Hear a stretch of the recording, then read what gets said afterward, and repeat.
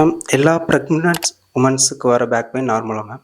Usually வந்து it's common. Pregnant லேடிஸ்க்கு first ட்ரைமஸ்டர்லேருந்தே back pain வரும். பட் எல்லா பேக் பெயினும் ப்ரெக்னென்ட் டைமில் வர்றது நார்மல் கிடையாது. ஸோ இப்போ வந்து உங்களுக்கு வந்து ஒரு பேக் பெயினோட அப்டாமினல் பெயினும் வந்து இருக்கு. இல்லை ரெண்டாவது வந்து நம்மளுக்கு அது கூட சேர்த்து ஒரு டிஸ்சார்ஜ், அது ஒரு டிரான்ஸ்பரண்ட் டிஸ்சார்ஜாக இருக்கட்டும், இல்லாட்டி ஒரு பிளட் கலந்த டிஸ்சார்ஜ் மாதிரி இருக்கிறது, இல்லை அது கூட சேர்த்து நம்மளுக்கு ஒரு மாதிரி மைல்டாக ஒரு கண்ட்ராக்ஷன்ஸ் வருது. ஸோ இது எல்லாமே வந்து நம்மளுக்கு ரெட் சைன்ஸ். ஸோ இந்த ரெட் ஃபிளாக் சைன்ஸ் கண்டிப்பாக இருந்துச்சுன்னா நீங்கள் வந்து கண்டிப்பாக நீங்கள் வந்து டாக்டரை விசிட் பண்ணணும்.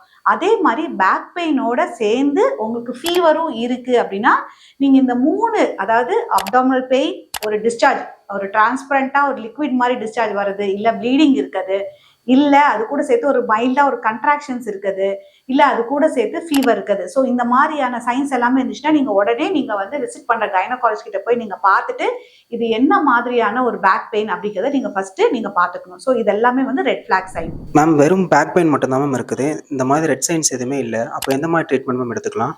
ஓகே, ஸோ இந்த மாதிரி வெறும் பேக் பெயின் மட்டும் தான் இருக்குது அப்படின்னா நீங்கள் வந்து என்ன பண்ணலான்னா ஒரு ஹாட் கம்ப்ரெஷன் மாதிரி பார்த்துக்கோங்க. ரொம்பவும் ஹாட்டாக இருக்கக்கூடாது. அதே மாதிரி ரொம்ப அக்யூட்டாக பெயின் இருக்குன்னா ஒரு ஐஸ் பேக்ஸ் மாதிரி நீங்கள் வைக்கலாம். இல்லை வார்ம் கொஞ்சம் கொஞ்சம் பெயின் வந்து ஓரளவுக்கு செட்டில் ஆயிடுச்சுன்னா அதுக்கப்புறம் ஹாட் கம்ப்ரெஷன்ஸ் வச்சுக்கலாம்.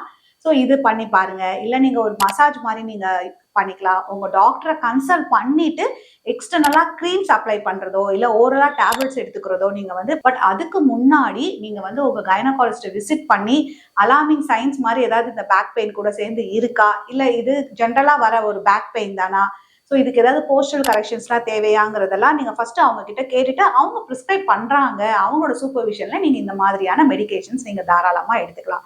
ஸோ அது மட்டும் இல்லாமல் ஒரு ஃபிசிக்கல் ஆக்டிவிட்டி, ஒரு ஜென்ரலாக நீங்கள் வாக்கிங் போகிறது, ஒரு பேக்கில் கொஞ்சம் மசாஜ் பண்ணுறது, ஸோ இந்த மாதிரி அது எல்லாமே நீங்கள் உங்கள் டாக்டர்கிட்ட நீங்கள் கேட்டுட்டு நீங்கள் அதுக்கப்புறம் நீங்கள் அதை கண்டினியூ பண்ணலாம்.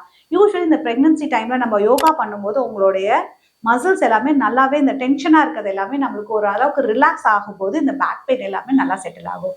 ஸோ இந்த பேக் பெயின் வந்து it's very common, but it's not normal. அதாவது இந்த அலார்மிங் சைன்ஸ்லாம் இருந்துச்சுன்னா இட்ஸ் நாட் நார்மல். அதுக்கு நீங்கள் கட்டாயம் உங்கள் டாக்டரை போய் பார்க்கணும்.